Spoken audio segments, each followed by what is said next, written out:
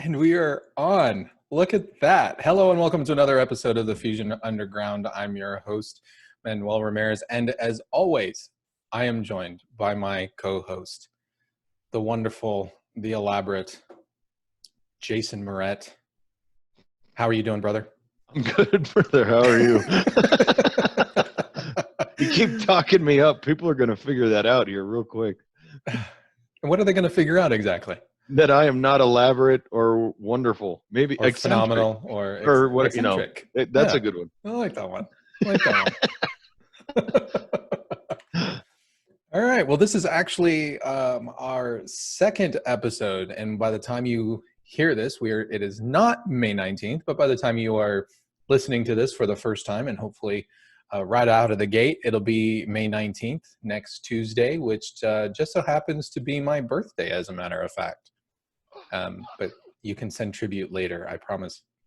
Here at the Fusion Underground, what we try to do is we try to make sense of the world by having principled discussions about various topics such as entertainment, current events, politics, and culture. And our overall mission, what we try to accomplish with this podcast is we're hoping to try to educate people to become critical thinkers so they can live more empowered and happier lives. You can catch us on our website at fusionunderground.net. There you can get links to all of our different RSS feeds. You can find us on Spotify, on YouTube, on BitChute, etc. You can find us on Twitter at FusionUnder. Yeah, I know I don't like the handle, but that's what it is because Twitter keeps you under a certain character amount, even for the handle. But you can find all of our feeds on Anchor, Breaker, as mentioned, Spotify, on Google Podcasts, also on Radio Public. You can also get the direct RSS feed off of the website, so you can plug that into any app that you might have on your phone or your tablet, etc., and you can pull it. It'll find us, and it'll pull our podcast down for you, so you can listen to it. We do have a Facebook page. So I created a Facebook page earlier this week. You can find us under the Fusion Underground. If you do a search on Facebook, you'll find us there. And you can always send us the hate mail. Emails are always welcome. Contact at fusionunderground.net. And you are still not on social media. Is that correct? As always, I am abstaining. Abstaining in totality. Unless at FU becomes available on Twitter, then maybe I'd consider. FU. I tried at FU, and I believe FU did not exist. I wonder why that is. I know. So maybe I should have done something like Fun Under or something like that, right? I don't know. That might send the wrong message to all of our listeners. Well, speaking of sending the wrong message, I found this little ditty, and I thought you might actually appreciate this. Did you ever take trips when you were in grade school, like go on field trips or anything like that? Oh yeah. Well, and I was in band, so that was the bus rides all over the place. Where. What about when you were in little, like in kindergarten, first or second grade? Did you ever take field trips or anything like that? Where did you actually go? I know, I remember going to the downtown library. Okay.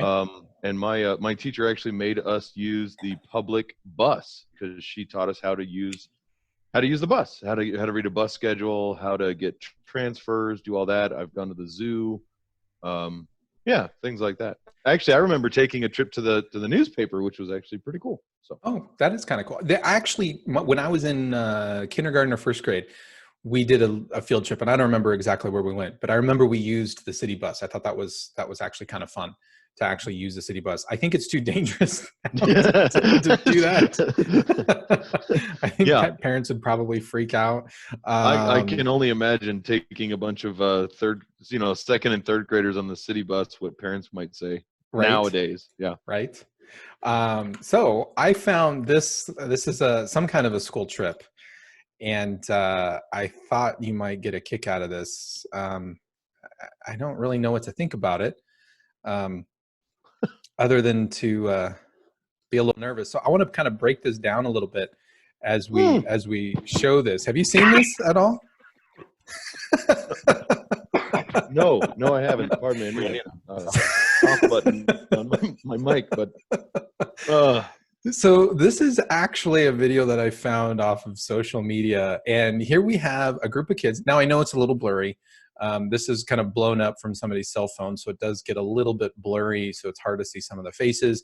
But you can see that there are some, so for those who are just listening on the video, I'm sharing a screen. There's a bunch of kids that are sitting on the floor, and their parents are standing behind them, and they're sort of they're encircling this woman who is sitting on the platform of a pole, of all things. And she's very scantily clad. Yeah, let's take a look at this. And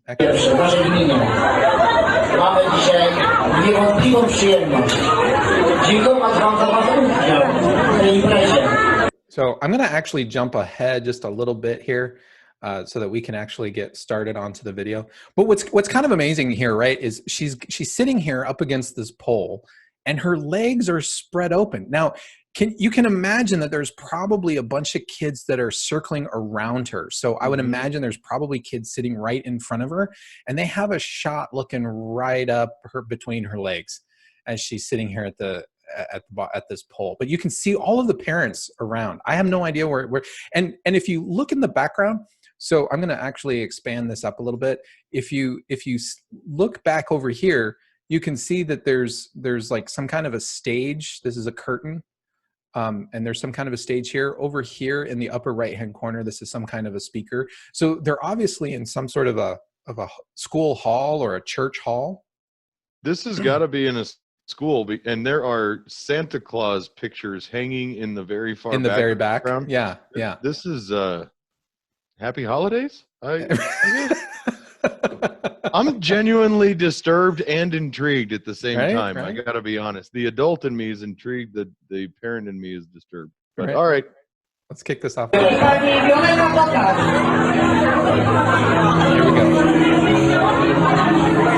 Watch this boy right here. If you can make him out.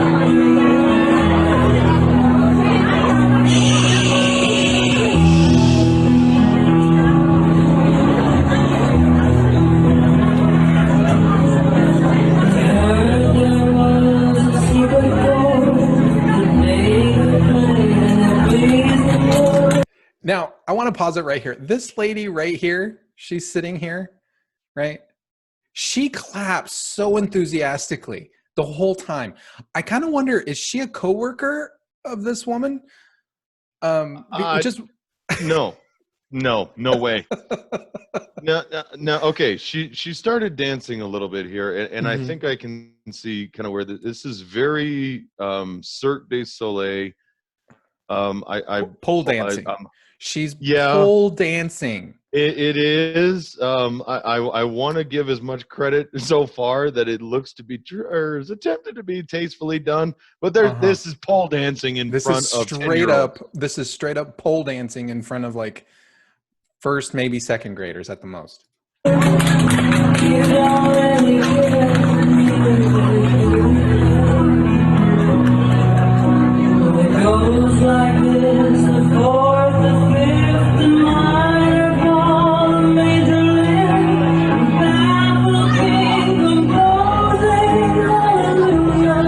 Okay, now who pole dances to Alleluia? That's the music that we're listening to. We're listening to Alleluia. I love it. I was going to say hallelujah, but that was probably not for the same reason. And look at this boy right here. This boy spends the entire time with his mouth wide open. So am I. and this dad right here. So we've got a dad right here. He's deep in thought. He is enraptured by this whole thing. But watch the moms who are in the background. Watch their reactions.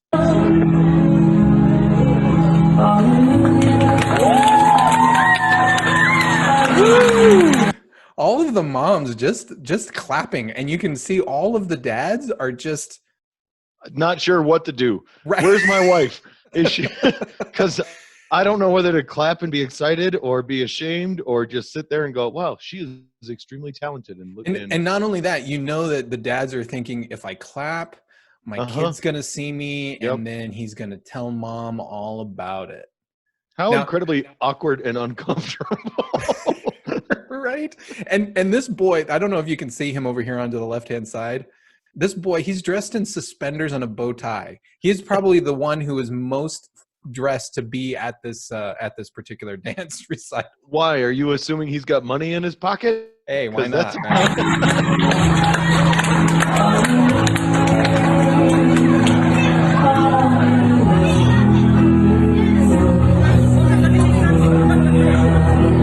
And the clothes start to come off.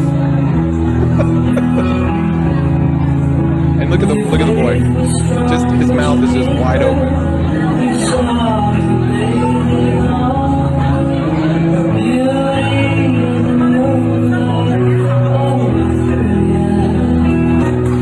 And the mom.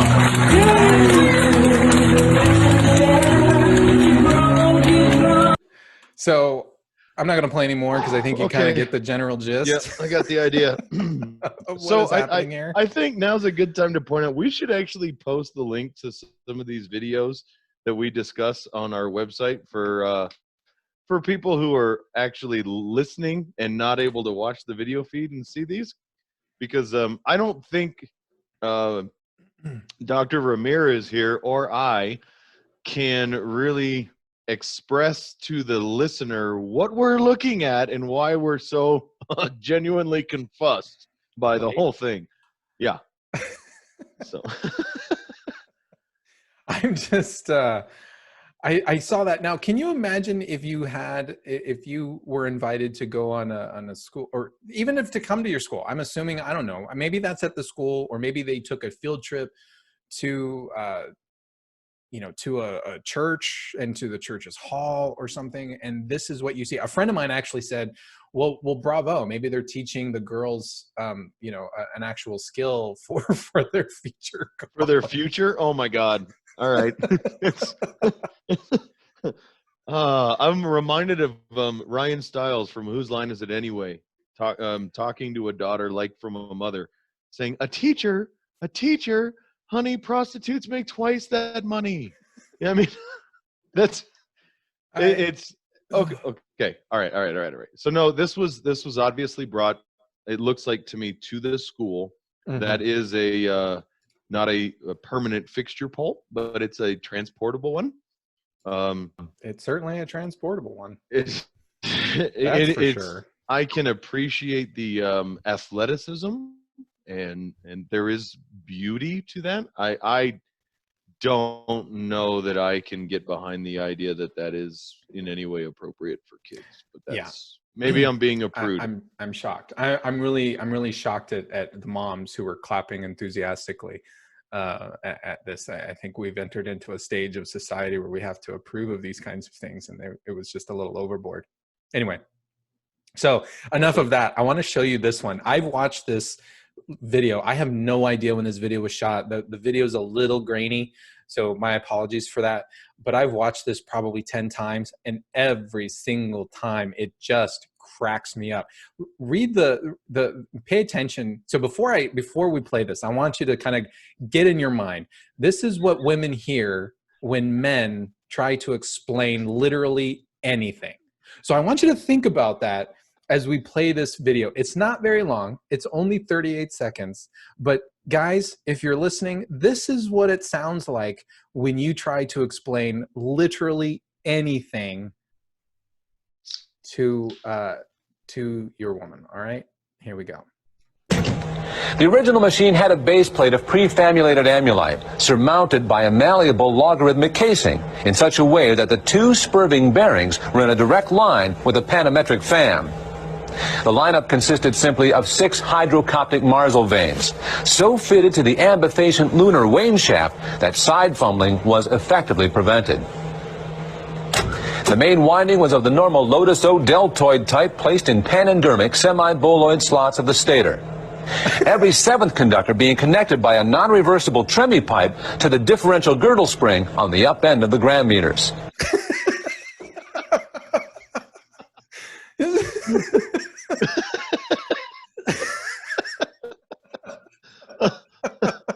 Actually, actually, the more I think about it, I think that's what every guy hears when his lady comes up and says, "Honey, there's something I want you to do." Yeah.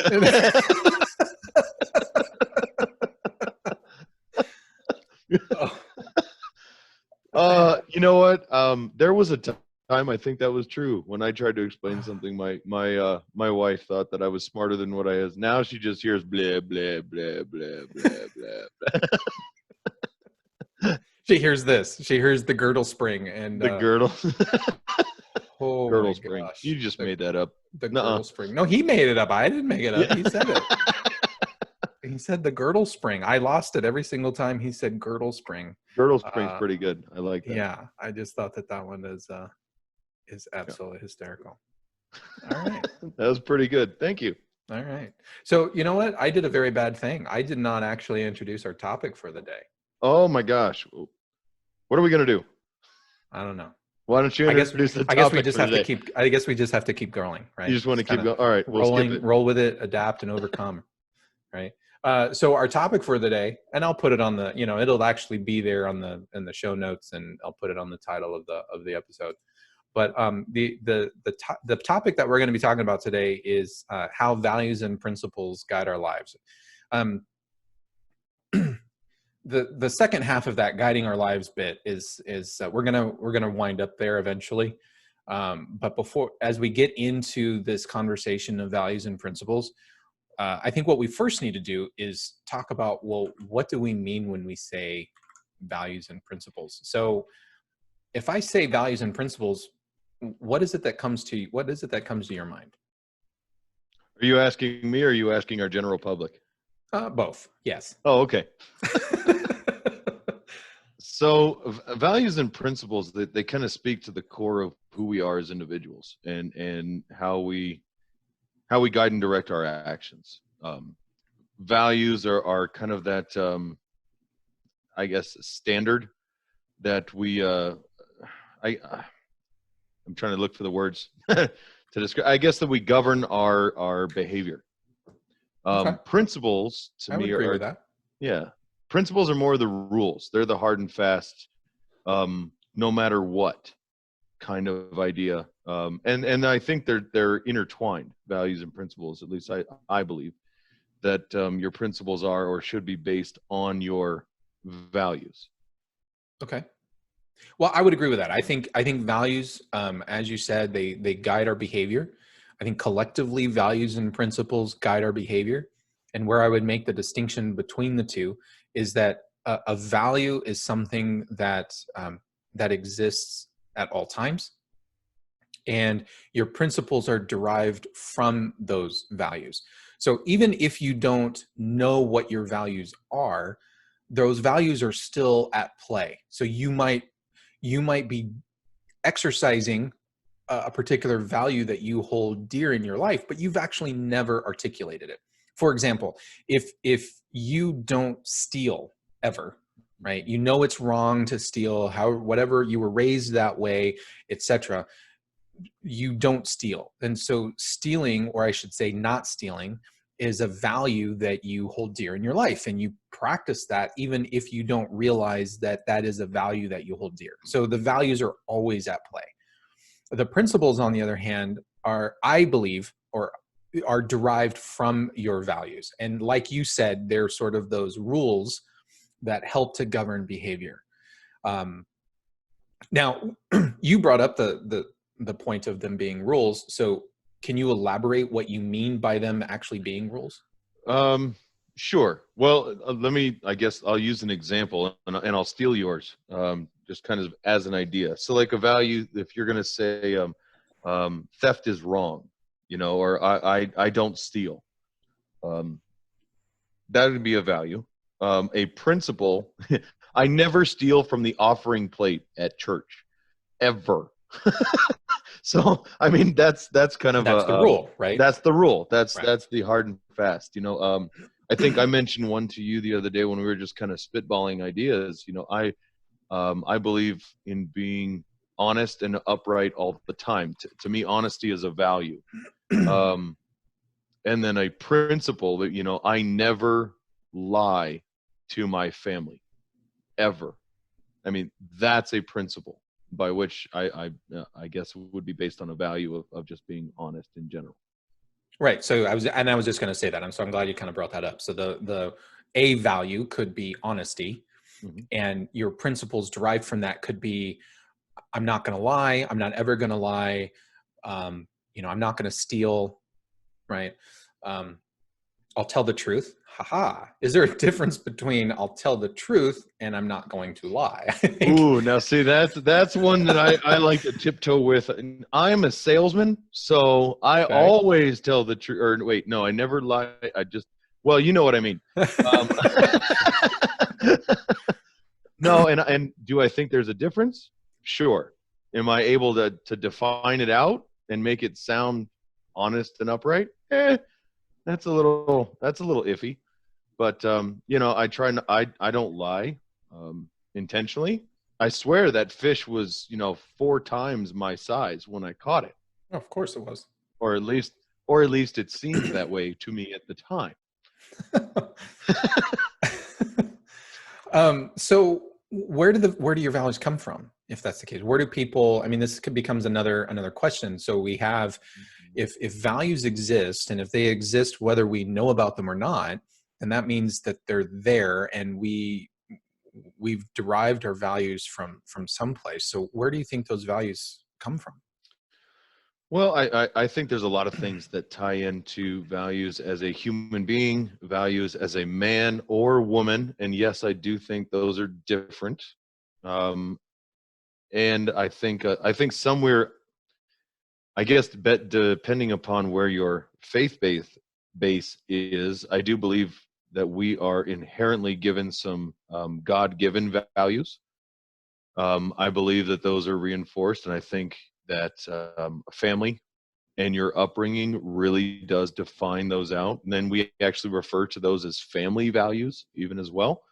I do believe that school and education and life experience affects those. I can't say that they instill them or take them away, but they do affect, I think, probably more the application of how we put those into practice. Okay.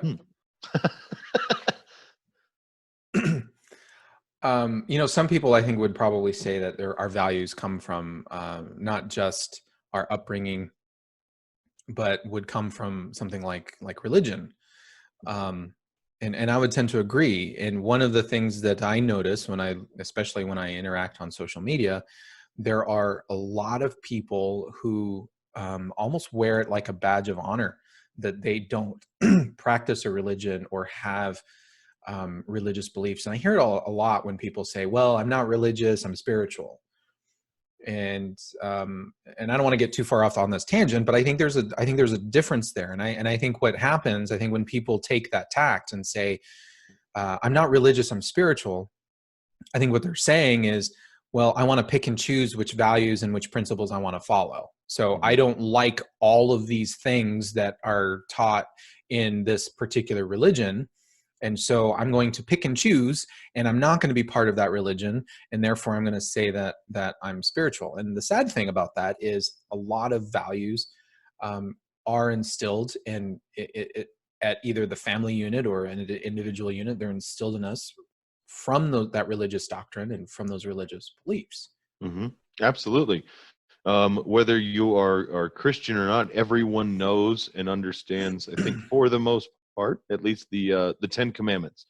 Some very kind of black and white principles, if you will. I mean, those really are rules laid down based on, I think, on what are some greater values is the ideas that they are trying to teach.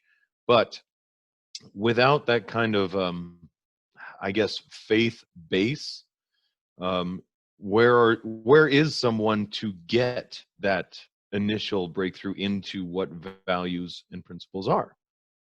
And that I think, unfortunately, not unfortunately, I think that falls to family. And if it's going to go to the family, then it can also include friends, and then whom else? So I mean, then even with a strong faith base, you run into a very real situation where you've got who is influencing Who's influencing us as we come up? Who's actually teaching us what is value? We talked about stealing a second ago. I believe stealing is wrong. You believe stealing is wrong. Not everybody believes stealing is wrong. Sure. So who's causing that influence, or where is that coming from? I think a lot of values come from things like mythology, and I'm gonna go off a little bit here, and I hope people kind of just hang in there with me while I talk about this. But for hundreds of, or I should say not hundreds of thousands, but at least for thousands of years, we've told various stories as a species. Humans have told stories. They're arguably the oldest type of art form that we have. And the reason why we tell stories, in particularly mythological stories, if you think back to stories of ancient Greece and ancient Rome, not just those particular cultures too. There's Norse mythology, et cetera, also, Chinese mythology and Japanese mythology, et cetera.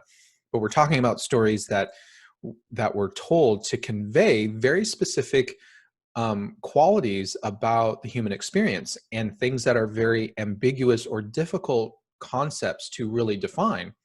And when you encapsulate those ideas or those values in a story, the story becomes interesting. We can start to relate to it. We can learn from the various characters in the story, and we learn about those values, but more importantly, we learn how we interact in our given society. And if you think about religion as being a different type of mythology, a mythology in and of itself, then you can start to see how the beliefs of a particular religion start to form how we interact within society. And so those mythological stories tell us what's important, what do we value as a group, in addition to what we should value individually.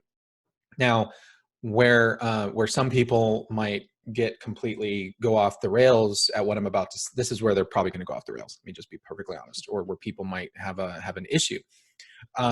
We have modern day stories that are technically modern day myths, and a perfect one is Star Wars. You think about Star Wars as a mythological story. James Campbell, who was a very influential researcher and scholar in the area of mythology. He spent his entire career studying ancient myths, and he recognized a lot of the mythological properties that Star Wars presented. And even George Lucas has talked about ad infinitum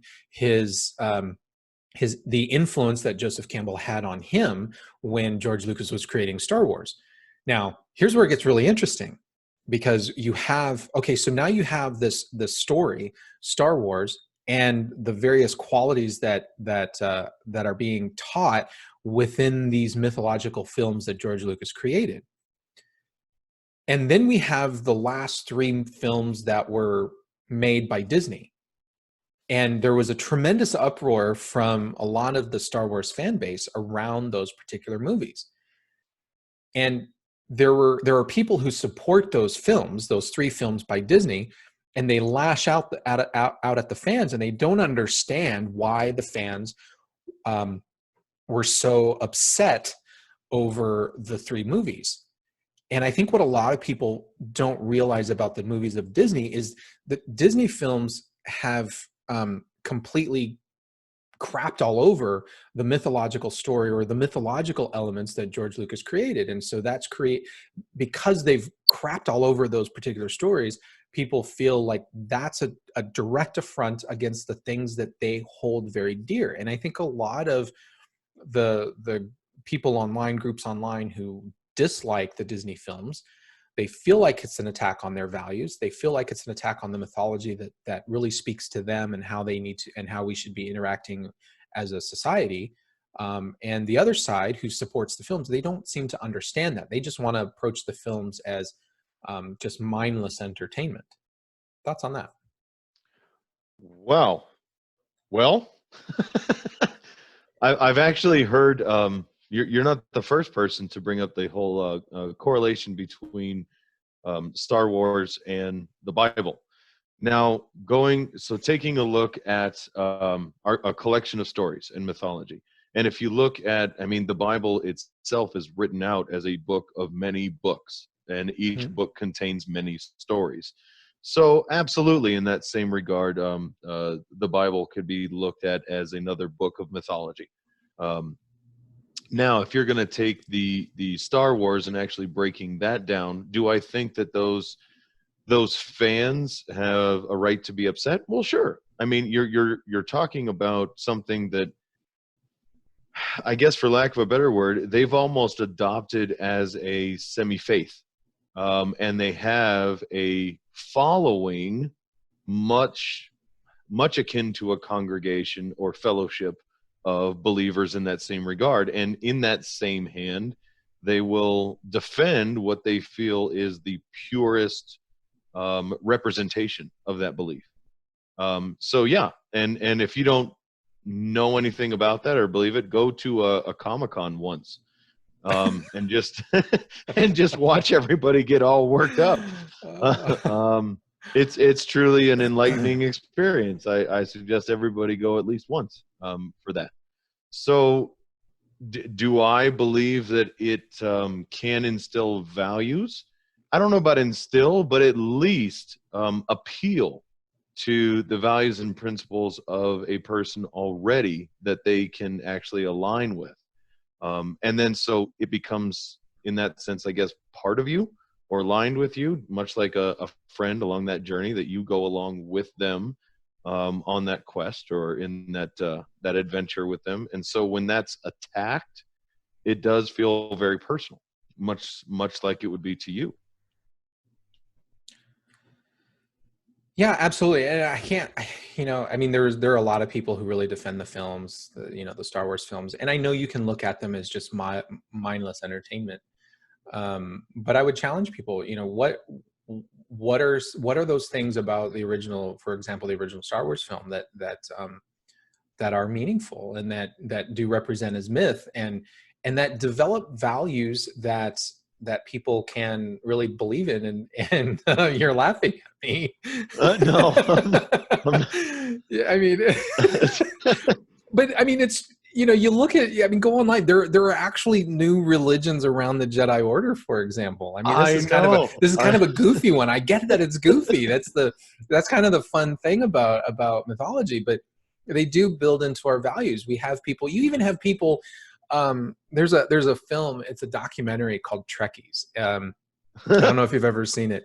It's a documentary on Star Trek fans, and it's absolutely hysterical. It's a great movie to watch. I recommend anybody go out and watch it. But there are people on there that I think to a certain degree, Star Trek in and of itself can be its own modern day mythology, and there are people who pride, and they're on that documentary where they talk about how they pride themselves as identifying as Vulcans, right? As Dr. Spock, as being very logical and which is completely oxymoronic if you're going to self-identify as a Vulcan and then tell me it's because you're logical. It's like illogical, logical at the same time. It's a total oxymoron. It logically makes no logical sense logically, but I mean, these people are obviously finding something that is speaking to them on an internal level and saying, hey, that's a value that I actually that I can identify with, right? Well, and we don't have to take it quite even so deep. I mean, okay, little known secret about Jason. I used to play in my backyard with a hat that I found at a yard sale and a rope and slap it across my swing set because I thought that just like Indiana Jones, I was going to be able to get it to catch and swing across because I wanted to be an archaeologist because he was amazing. And I was a big Indiana Jones fan and I loved it. And I swore that was just, there was nothing better than Indiana Jones. He was the best. And then the Crystal Skull happened. And it really, for me, was Now, see, I see your face, so this is I good. like I'm one of the few people on the no. planet who likes that movie. Oh, see, no. Then this is what I'm talking about. But this is perfect.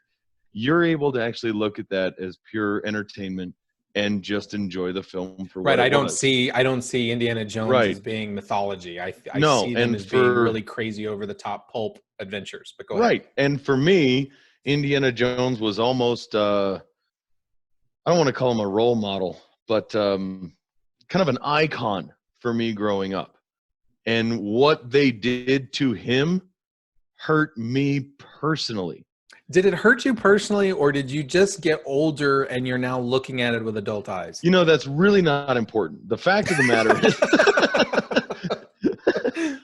but what we're talking about, honestly, is it's I connected with that. There was Okay. something about that character and those movies that connected with me personally, internally. And I became protective of the idea of that character, the values that he held, the principles that he lived by, the stories that were told up until that point. Mhm. And those came under attack, and I took it personally. It was almost as if it was happening to me, and I could do nothing about it. And you're talking about that same with the Star Wars fans that just cannot let go of Star Wars or look at it as just 3 standalone movies, which I understand. I don't have to agree with it, but I can understand it. And now I want to do an episode where we just talk about Star Wars or Indiana Jones. No. Absolutely not. Okay. So let's kind of get back on the topic of values and principles. Let's bring that back around. And one thing that really bothers me when you look at psychology, the literature in psychology, there is a lot of there are a lot of scholars who write about values and principles, and they talk about values as existing in a hierarchy. And I have a tremendous problem with equating or placing values in a hierarchy, because in my opinion, when you do that, you're basically saying that this value is more important. And I think that if you place them in a hierarchy, then that allows you to essentially say, well, this third value that I have, I'm not going to abide by that one, because this topic that I'm looking at, or this thing that I'm considering, it doesn't really align with that third value, but it still aligns with my first value, so I'm going to be okay. And so I think it allows people, when we place values in a hierarchy, I think it allows people to basically violate their own moral code, and still allows them to be able to sleep well at night. And I'll give you a perfect example, and it's not, and I know this is going to be a very contentious topic, but I'll bring up abortion just for 5 seconds. We're not going to debate whether or not abortion is good or bad. Okay. We're not. You can have values around abortion, pro and con, etc., whatever. We're not talking about that. We got it. It's not an abortion discussion. Move on. Okay. But I think there are people can have values where it allows them to be pro-abortion in certain situations, but then they literally want to reach out and kill somebody for doing something else. So I think in that situation, I think what happens is people place their values in a hierarchy, so they can say, well, I'm for this kind of life, but I'm not for this other kind of life. And I think people who are pro-abortionists will kind of create different definitions around what life is, so that the ickiness of the concept of abortion doesn't match up to their value. And so then they can sleep well at night. And I think that's a cop-out. I'm not saying you shouldn't be pro-abortion or pro-choice, etc. But I think when you're doing that, if you do that, I think you need to reevaluate your own personal values and think, how do I get back into realignment? Because if you're not aligned correctly, then you're going to be kind of all over the place. And I wonder if I lost you, because now you're frozen in your Okay, sorry about that. We had some kind of internet technicality on my end.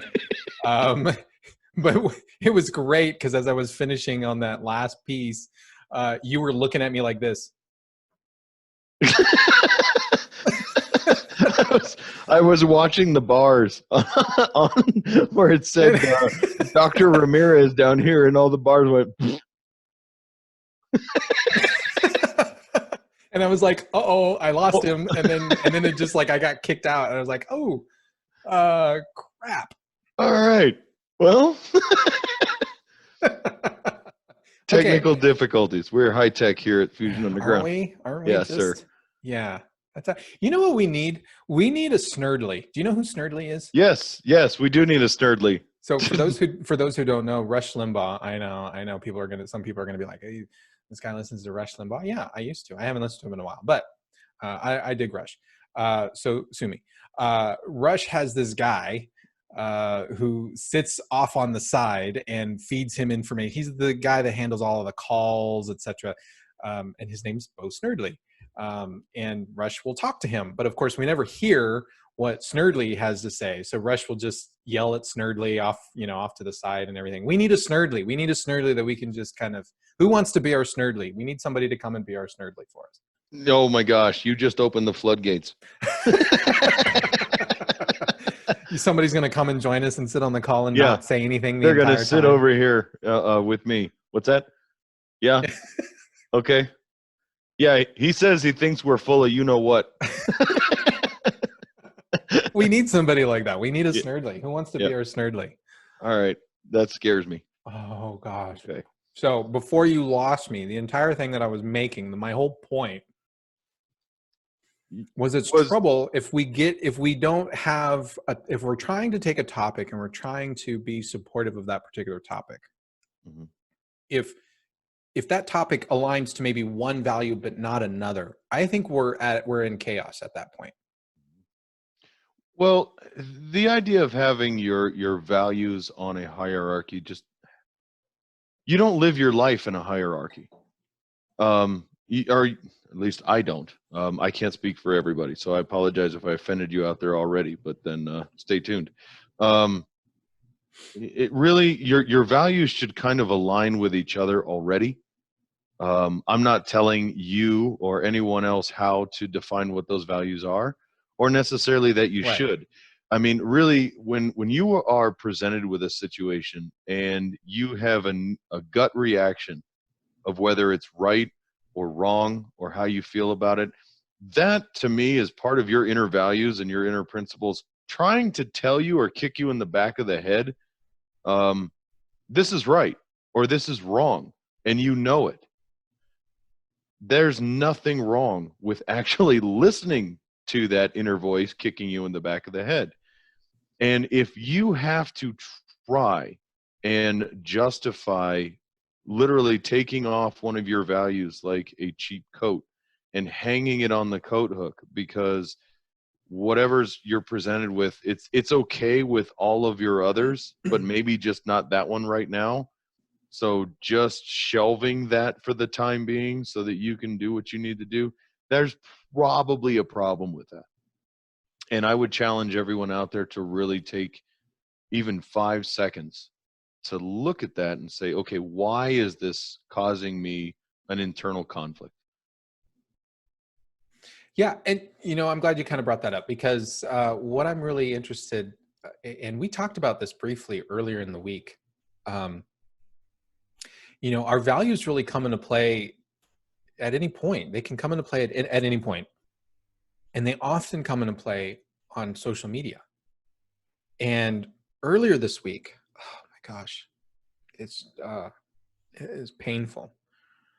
Just absolutely. This is absolutely painful. Keep in mind, you did ask me why I'm not on social media. I'm going to remind you that there are reasons, and you're going to actually go into one of them right now. Go ahead. Yeah.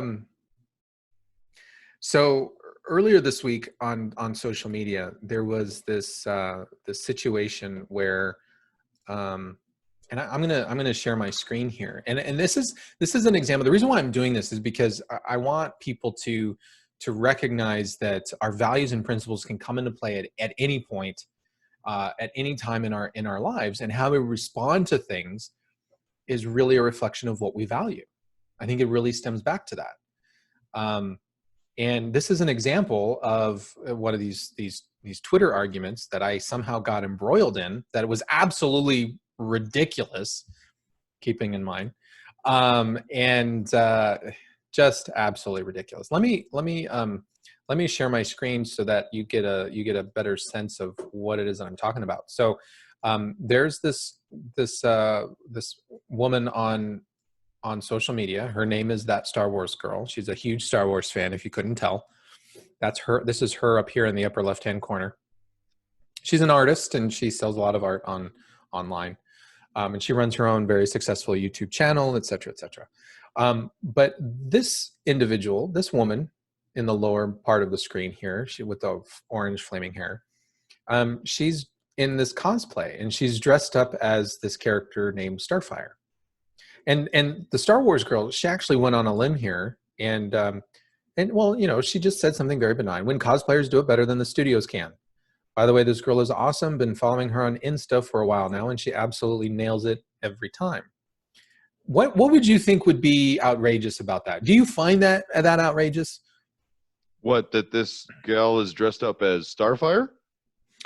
What the Star Wars Girl has said about this girl dressed up as Starfire? No. I mean, I can tell that this gal has put a lot of time and energy into her outfit. She actually did a pretty good job. For those of you that don't know who Starfire is, she's a comic book character. She's with the Teen Titans. Yes. Or as my daughter would know it, is Teen Titans Go,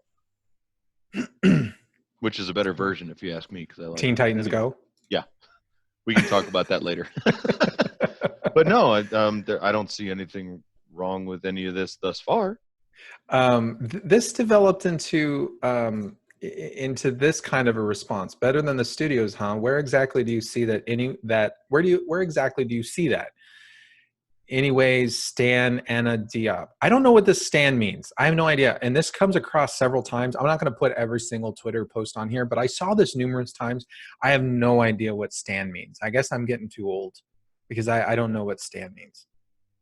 But but this person is comparing the cosplayer to this this black woman here, and these are comparisons with the actual comic book character of Starfire as she appears in certain comics.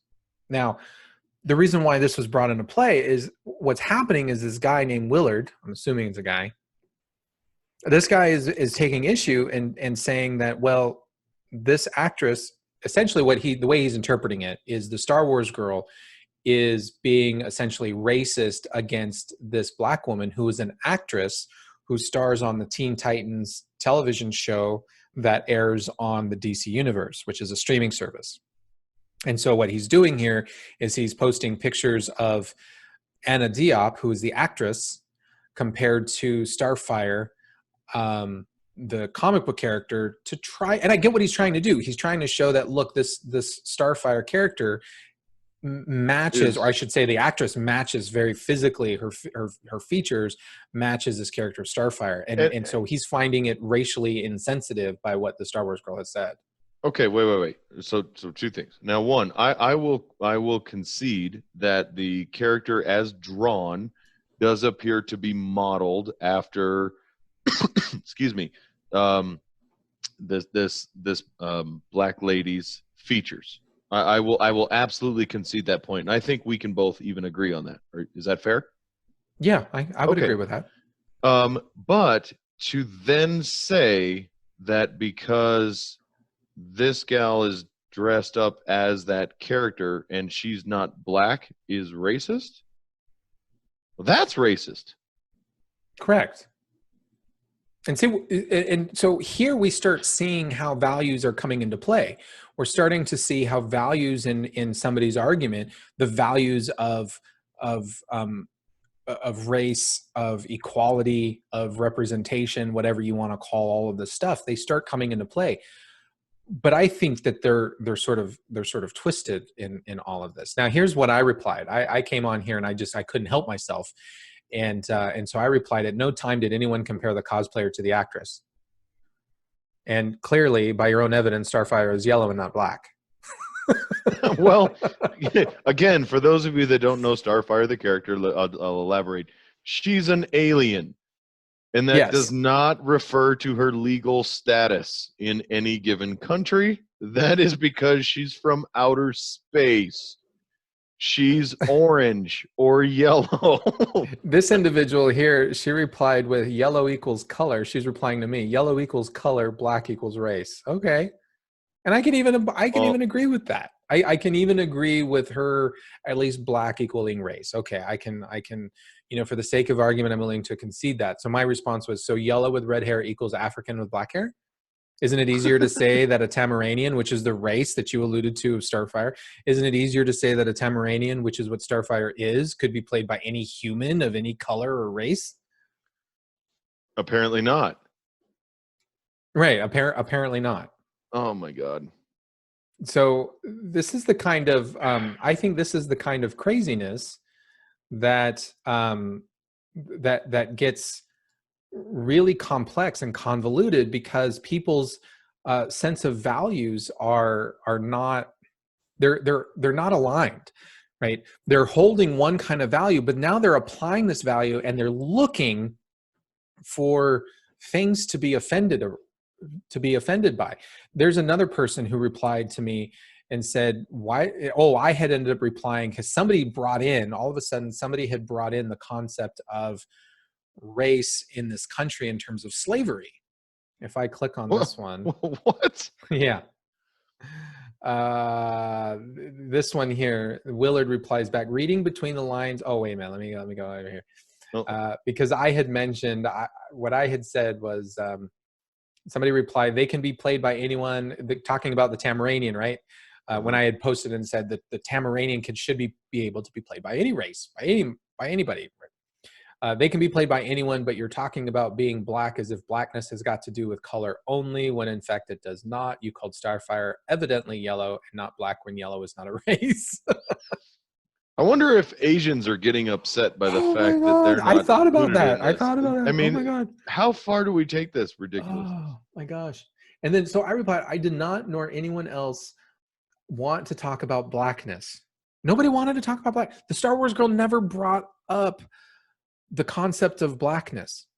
And I said, except for the troll who took issue with a white girl cosplaying as Starfire as some sort of affront to stupid liberal orthodoxy on intersectionality.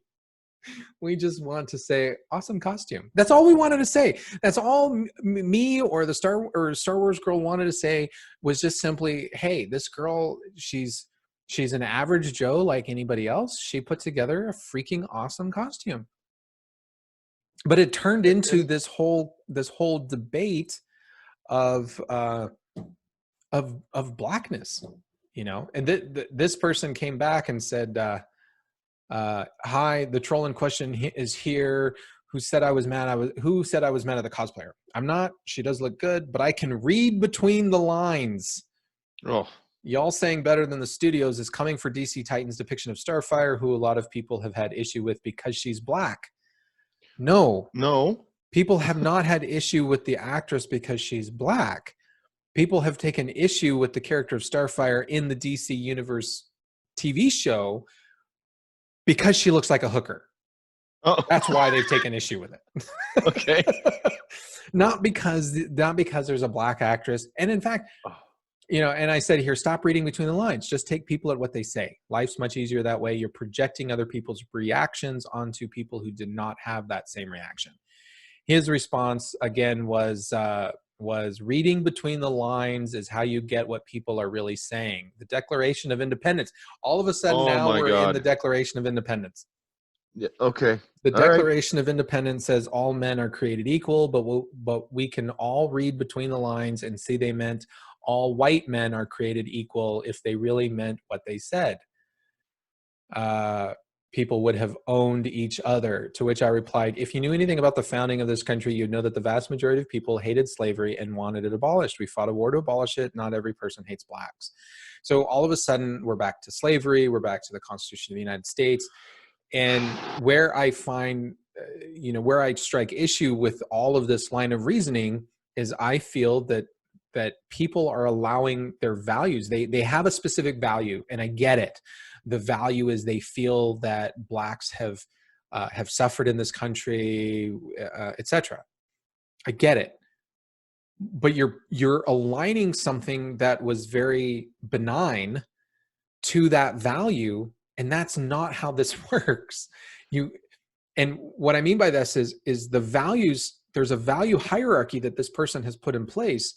And so the concept, the argument has come in, and they've attached that argument to the first value that they have at their disposal, and they're blowing people up on social media over this.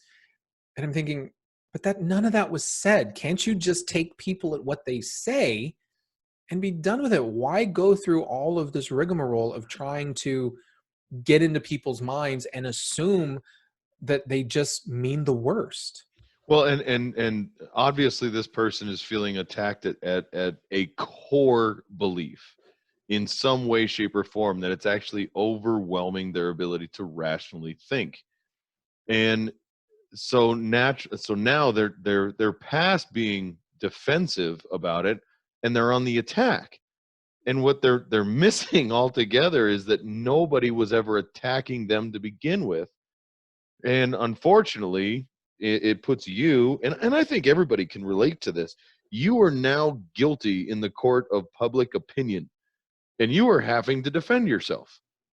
And you've now been put in a position where there's no innocent until proven guilty. You are guilty until you can prove yourself innocent to this individual, as well as everyone else on this whole Twitter feed who's on the go after Dr. Ramirez bandwagon right now because he is a racist. Sure. And I'm not going to apologize for anything that I said. I don't believe I said anything wrong. And what they're doing here is they're taking a very benign statement of praising this particular cosplayer for her cosplaying skills, and they're immediately passing that through or putting it up, presenting it to the filter of the first value, which is people are racist towards blacks. And bless her poor little heart, she never said a word. She didn't say a word. Meanwhile, what's happening is this whole type of conversation on Twitter, it went down different various threads. And the Star Wars girl was involved and embroiled in this whole thing as well. I was embroiled in it, and I'm sure there was probably 5 other people that got embroiled in it on different threads. The Star Wars girl even went on to YouTube that same day, just shortly after when all of these were posting, and she vented and ranted about these arguments that these people brought. But here's somebody who's replying to me about the founding of the country. She says, "Why do y'all think slavery is the only act of violence committed against Africans and African Americans?" And I'm like, what are you even talking about? Where does that even come from? Where does that even come from?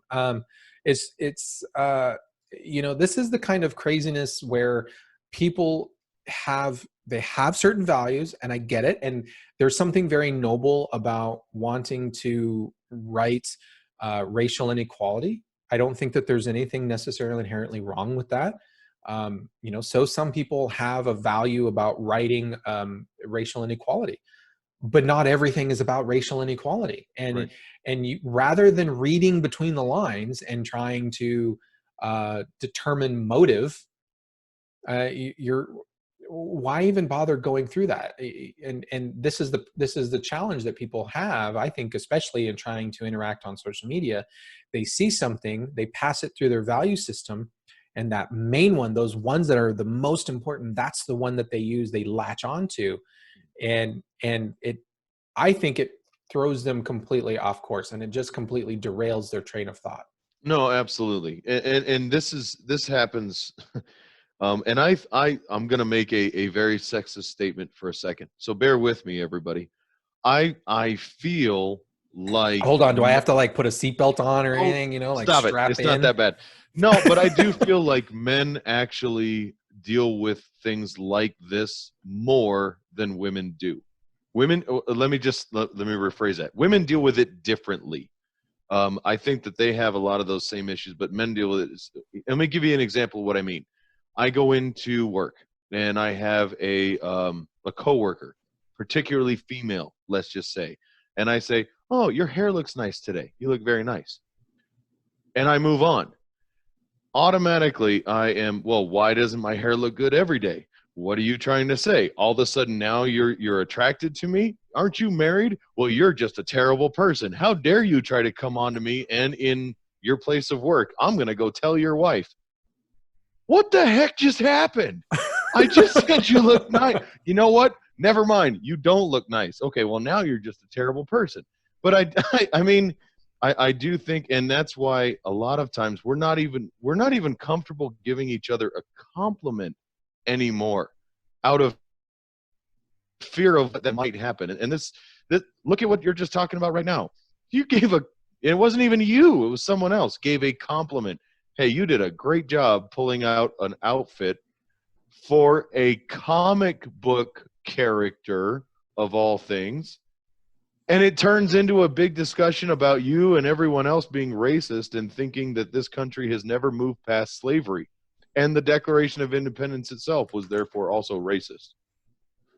What the heck is going on with people anymore? But so back to values and principles. I believe that defending the fight and that all men are created equal is a value, yes, but that does not mean that everything has to be a racial argument. It doesn't have to be a sexist argument. It doesn't have to be any kind of argument at all. Right.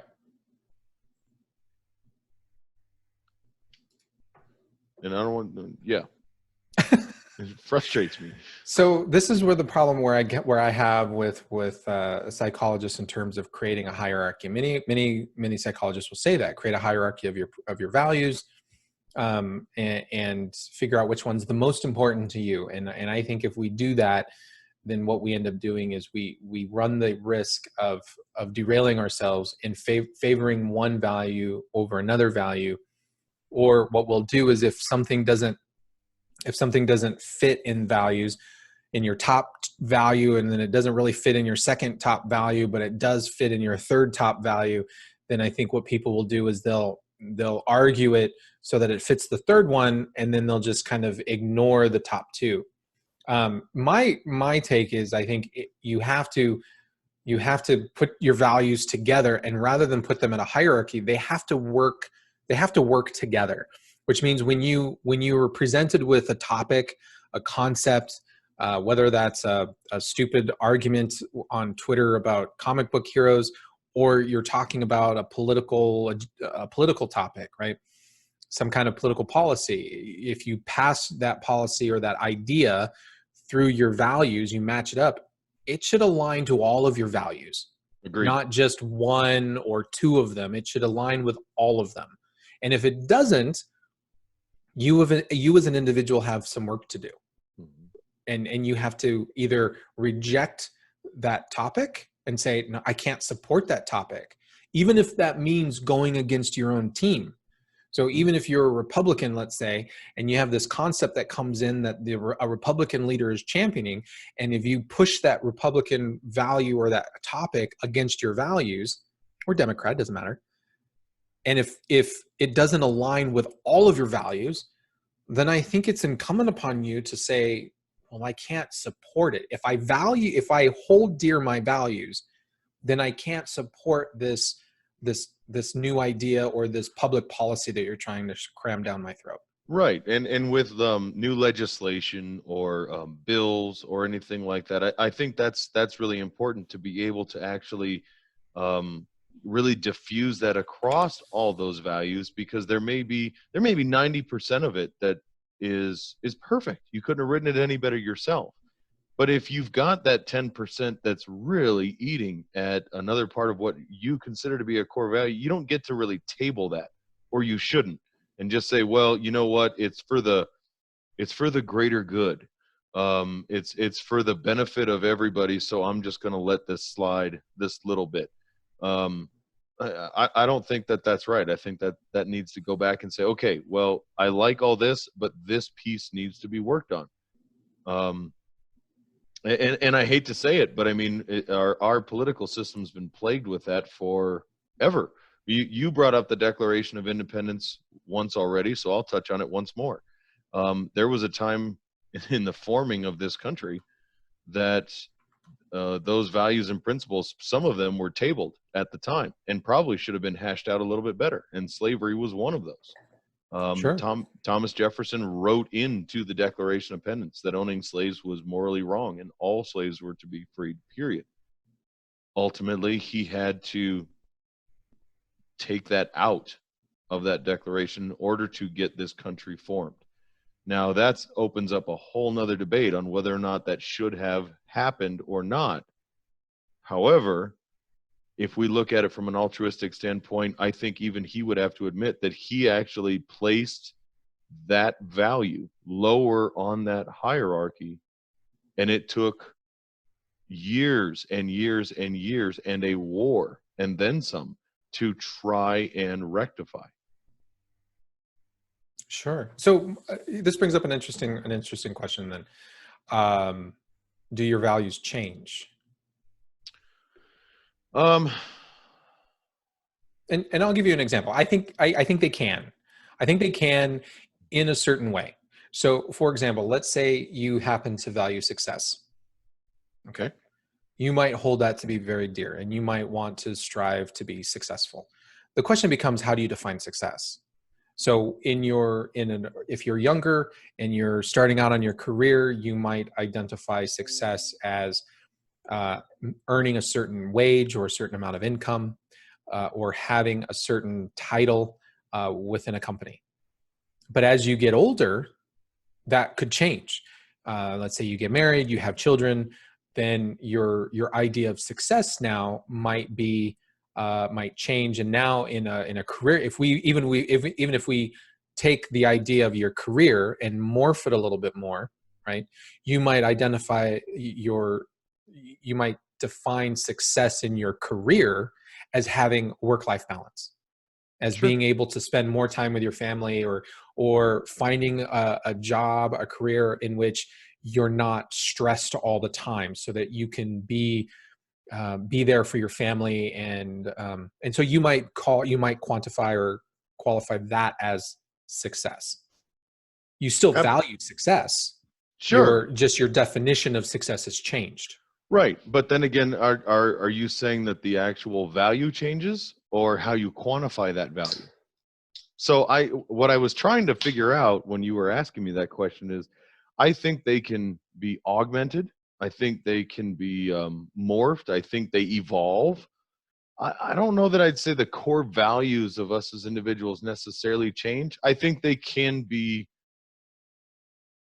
massaged, if you will. I think they grow wiser as we grow wiser. Um, I think some values don't specifically change, but then I could see situations in which your values do entirely change. And I'll give you another example. If maybe one of your values when you were younger, or at one point in your life, you didn't really care about the concept of valuing human life, right? So maybe you didn't really care about things like abortion, or you didn't care about things like capital punishment, I should say. But maybe as you evolve and grow as a human being, maybe you change that, and so maybe you do start valuing human life more, or at least you start recognizing that, no, that's a value that you now have. You didn't really necessarily care about it when you were younger. Maybe when you were in college and you were drinking and you were partying and you didn't care if your one night stand had an abortion or not, right? It was just a woohoo, I get to party and have fun. Yeah, that's your choice. You go and make that choice, whatever. Don't involve me, right? And who cares if the murderer on death row gets killed, electrocuted, etc. Cut his balls off, make him suffer for whatever he did. But maybe you change over time and you say, well, now that I have a family of my own, or I have these things, I do value that human life, or I do value these other concepts that I didn't really care about when I was younger. And so now you're able to articulate that better. Well, sure. No, and I can get behind that. There's Actually, it's funny. My wife's grandfather sent me an email recently that had some really good Winston Churchill quotes in it. Oh, I like Um, Winston Churchill. I love Winston Churchill, and I had one actually, or a couple of them saved up here, but this one just happened to fit now that you brought it up. Um, and it said, "If you're not a liberal at 20, you have no heart. Hmm. Hmm. If you're not a conservative at 40, you have no brain." Right. And but I think that's kind of what you're talking. I mean, everybody we have Yes. that Yes. free love and harmony and care, and we want to, free for all and be for all. Absolutely want that. And then wisdom hits you as you age and mature, and you realize that's not really going to jive. But I can't say that love for your fellow man, if you want to take it down to that value, I can't say that that's changed, but perhaps the principles by how you love your fellow man and how you care for them does. Okay, that's fair. That's fair. I can concede that point.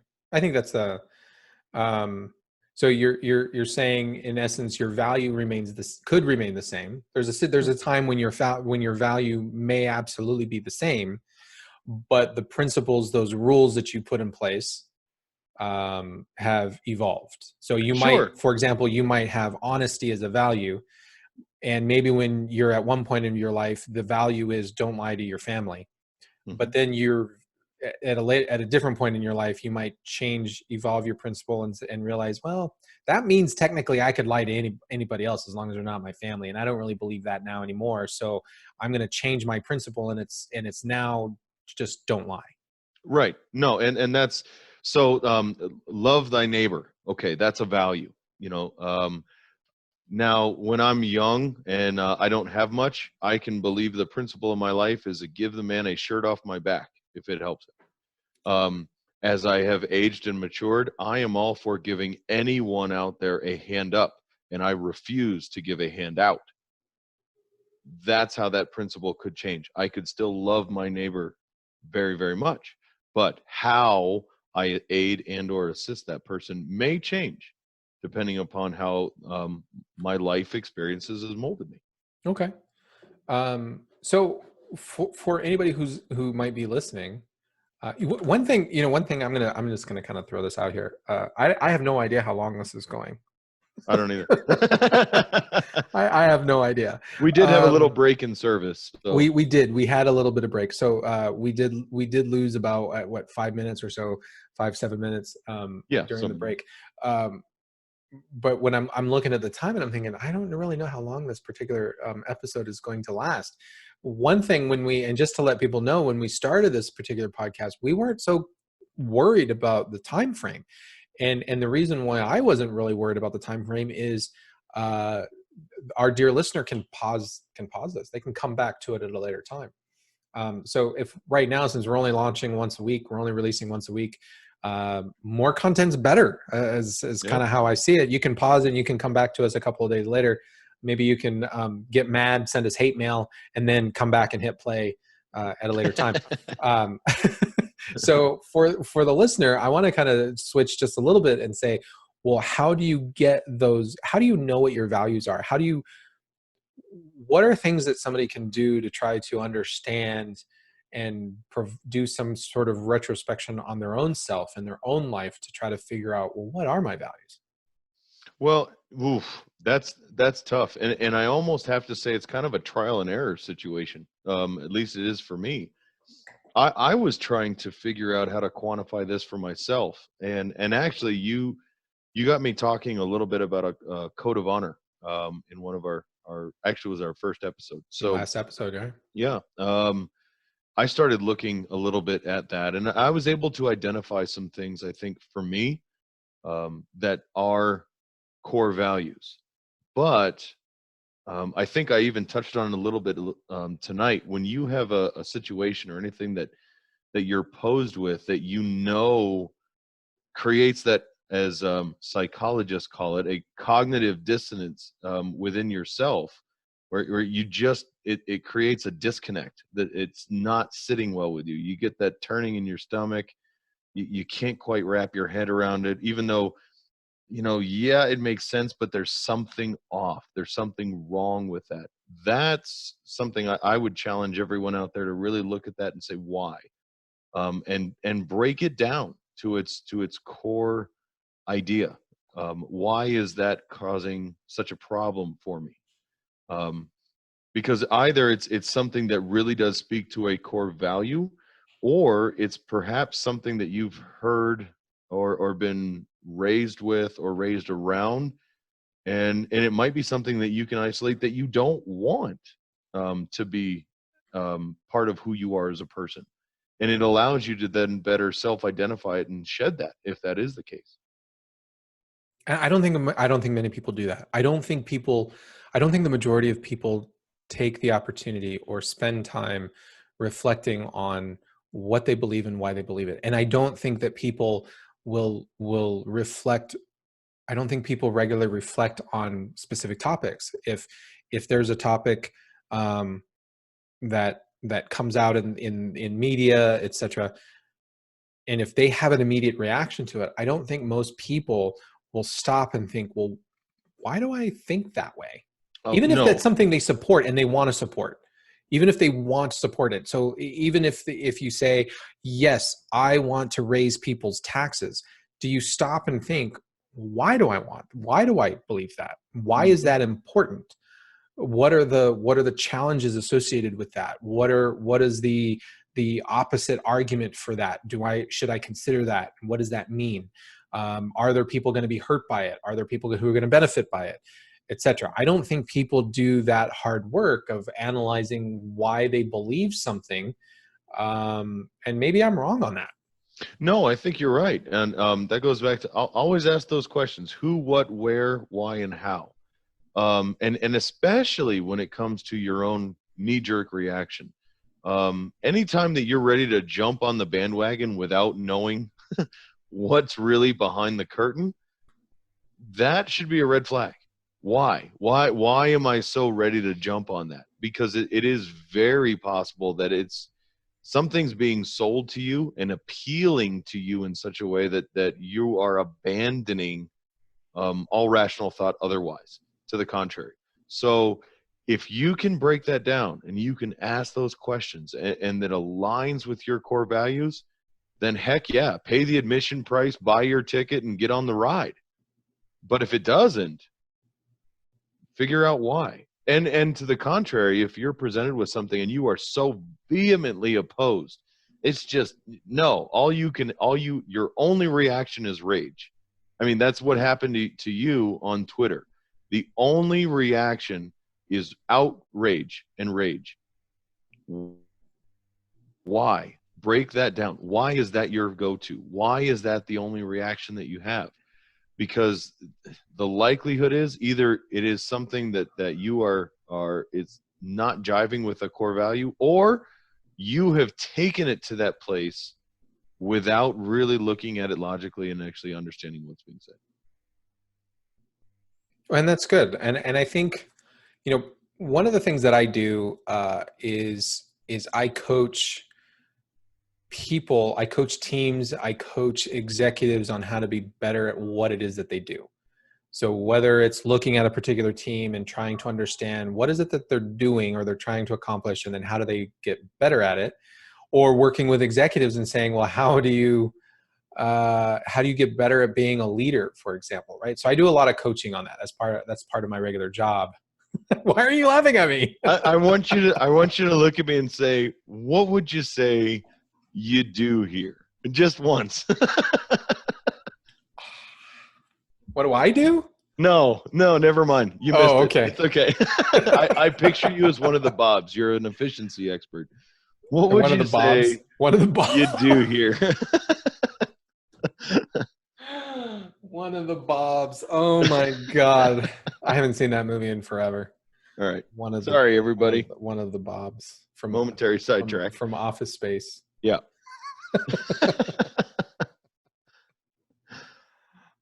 Shit, that's fantastic. Yep. We lost it. We lost it.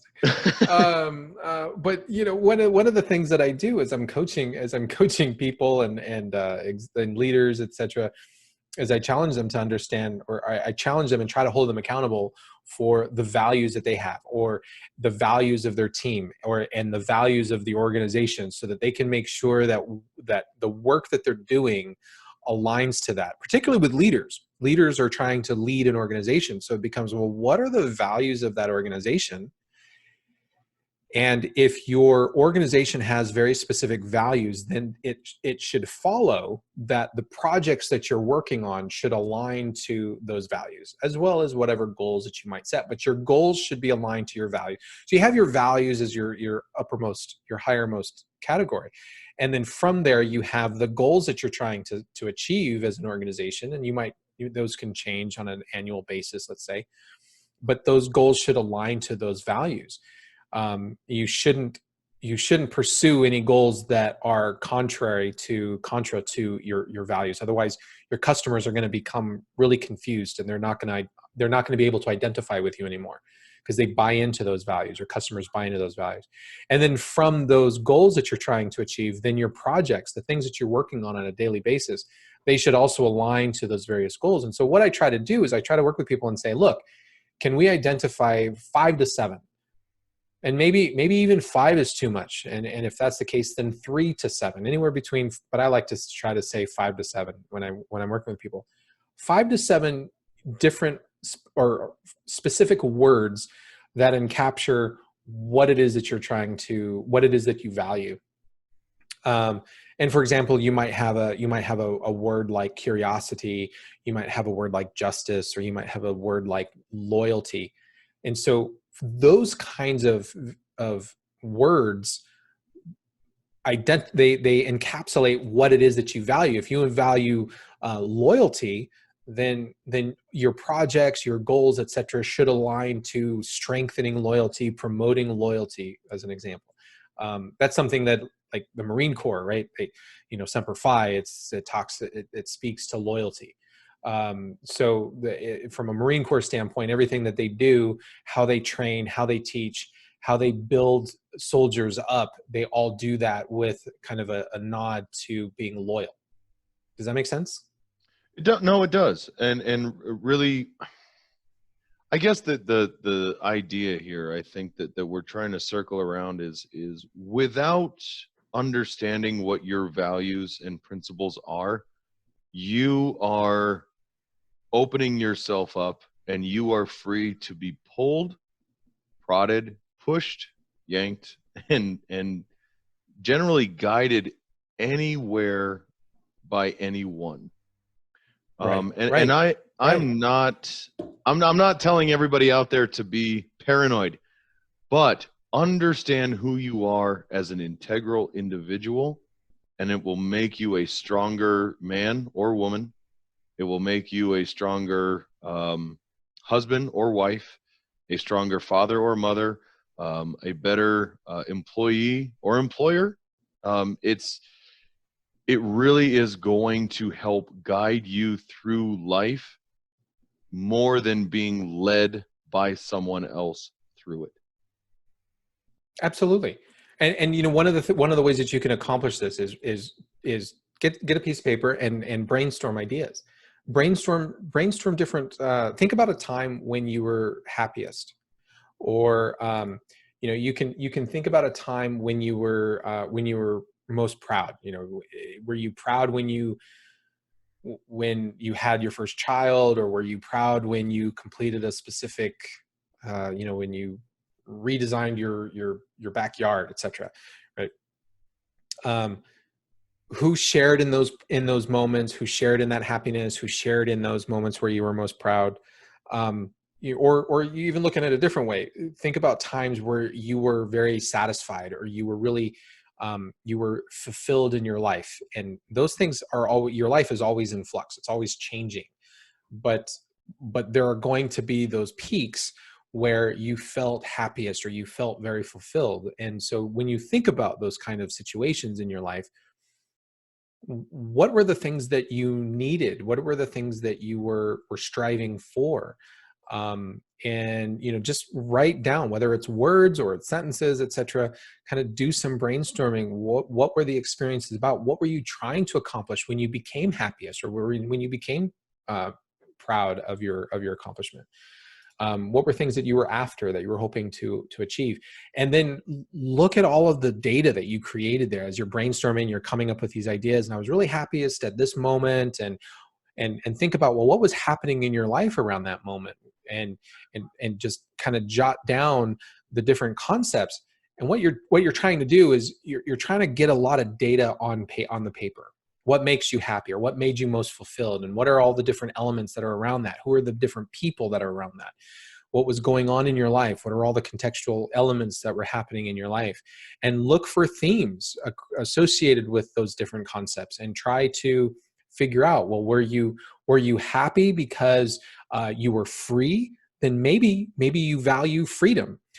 Maybe you were happiest because you threw out a bunch of clothes and you got rid of a bunch of junk in your house. So maybe something like minimalism or simplicity is really is one of your values, for example. Or maybe you were really happiest or fulfilled when you were donating your time and giving to charitable causes. So maybe altruism is one of your values. So these are ways that you can try to look and analyze at your life and the things that you've accomplished and where you've come from, and try to figure out 5 to 7, just off the top of your head, 5 to 7 different kind of unique words that encapsulate the things that you value. And I think from there, you can start to have really honest conversations with yourself to say, do all of these values align? Do they work together? Do they mesh? Do they come together and make me who I am? Do you think that's too much of a task for people to do on a regular basis, or even if it's just once? Well, and I think it's a great exercise, if nothing else, to do at least once. And if you can't do that, focusing on what made you happy, well, then take it the other way. What made you sad? When were the times that Sure. you were Yeah. hurt the most? When were the times you felt most alone? When were the times you felt most angry and most personally offended by anything? Because those are going to speak contrarily to those values as well. And I think it's something good to do on a I don't want to say a regular basis, like you don't need to do it every week, but No, maybe that's too much. yeah, and maybe look at it at major points of your life too. See how those things may have changed Yeah. throughout. And that's interesting anyway. At least getting a little bit of perspective on who you were as a quote unquote kid versus who you are now as an adult, and it might even set you up with a little bit of perspective on what you might be looking for in the coming years as you age. I like the idea of looking at things that made you happy, or I'm sorry, made you sad, or made you depressed, or um, what are those things? Because what you can do by doing that is you can eliminate stuff. I'll give you an example. If you're wanting to go out to dinner with your significant other, and if you say, you ask your wife and you say, well, where do I want to go? Where do you want to go to eat?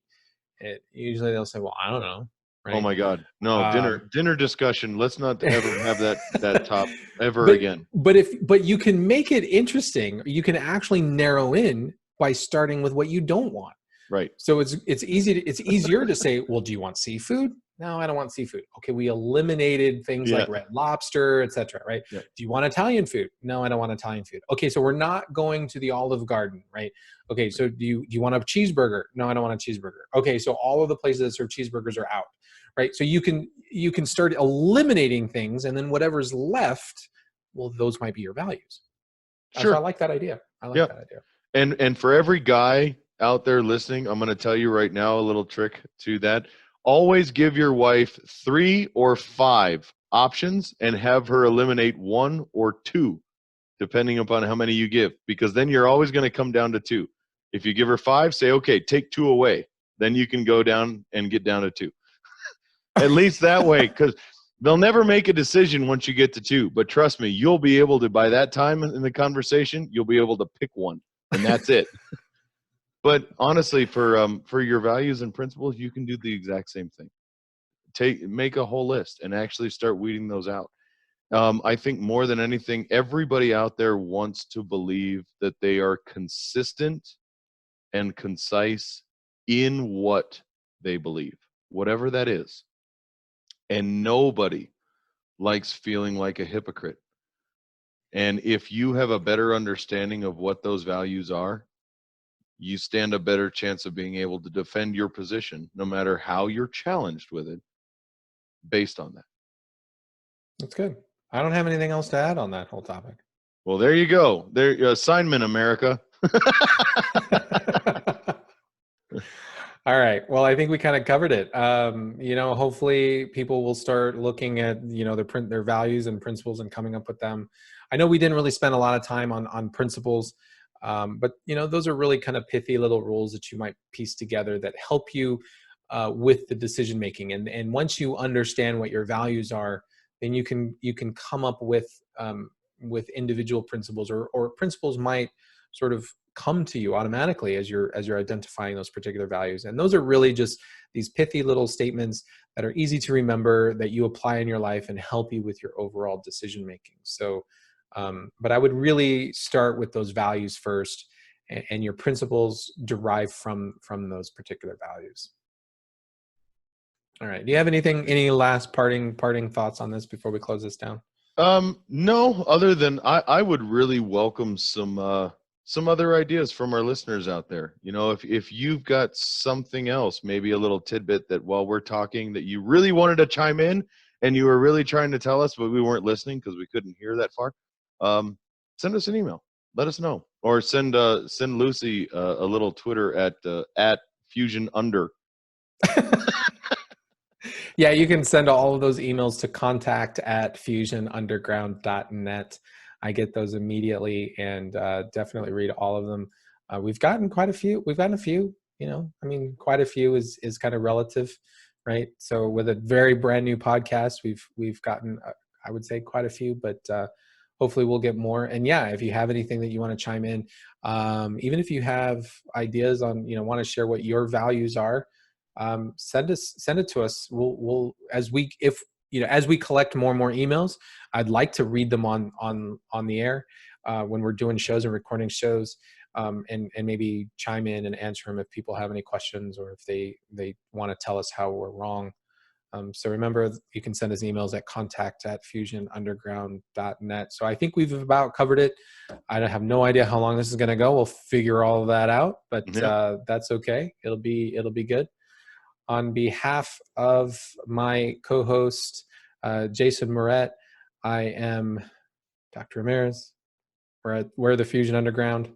We'll see you next week. Take care, everybody.